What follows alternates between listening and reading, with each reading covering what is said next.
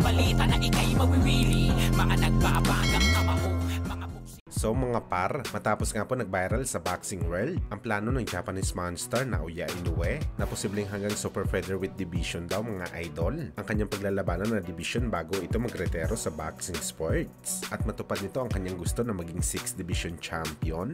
At dahil nga dito mga idol, marami tuloy ng mga Pinoy boxing fans ang nagsasuggest kay Inoue na umakyat na daw ito ng timbang at labanan ng ating pambato na si Mike Magnifico Magsayo, kung saan sumagot nga dito si Magnifico sa request ng mga boxing fans mga idol. Kaniya interesado at palag daw siya mga idol na makalaban si Inoue sa 130 pounds. Well, ina-expect na natin mga idol na ganito talaga magiging sagot ni Magnifico sa rason na kahit sino naman ang ipalaban mo sa ating pambato, wala naman ito inaatrasan sa bakbakan. Basta lalaban lang sila sa kanyang sariling dibisyon. Prangka pa nga ng dating WBC featherweight champion mga idol na ayaw daw nito bumaba ng timbang. Wala na daw siya lakas mga idol kung magbabawas pa ito ng timbang. Talagang mahihirapan siya sa bakbakan kay Inoue. Well, isa napakagandang bakbakan nga po mga idol. Sakali magharap talaga si Magsayo at Inoue. Suwak na suwak talaga ang kanilang estilo sa bakbakan. Parehong pasugod kung bumanat. Pero para sa atin mga idol, hindi tayo naniniwala na papalag si Inoue kay Magsayo sa 130 pounds. Malamang alam niya mga idol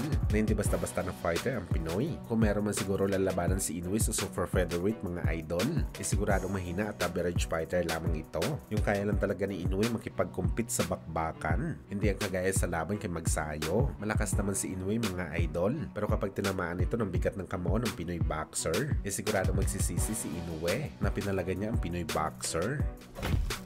Samantala kaso na sinampa kay Ryan Garcia mga idol, inadismiss na, kung saan nalagpasan po ni Bagito mga boss ang kaso na vandalism na sinampa sa kanya ng mga otoridad. Pero pinagmulta naman si Ryan Garcia dito mga idol dahil sa pagkakamali nito ng pagkalat ng dumi sa mga mataong lugar. Bali ang na-dismiss na kaso na to mga idol ay walang kinalaman sa kaso na sinampa ng kanyang dating nakalaban na si Devin Haney. Ibang kaso to mga idol. Bali tuloy pa rin ang kaso ni Boy Ilong dahil sa battery abuse na ginawa daw ni Ryan Garcia sa kanya nang sinaktan daw siya ni Ryan Garcia sa kanilang bakbakan. Na para sa atin mga idol, nonsense ang kaso na to sa dahilan ng isang boxing match ang kanilang pinag-awayan. Natural lang talaga na matamaan ng suntok itong si Devin Haney. Kaya abangan na lang natin mga idol kung kaya ba ni Ryan Garcia na lusutan ng mga sandamakmak na kaso ni Devin Haney.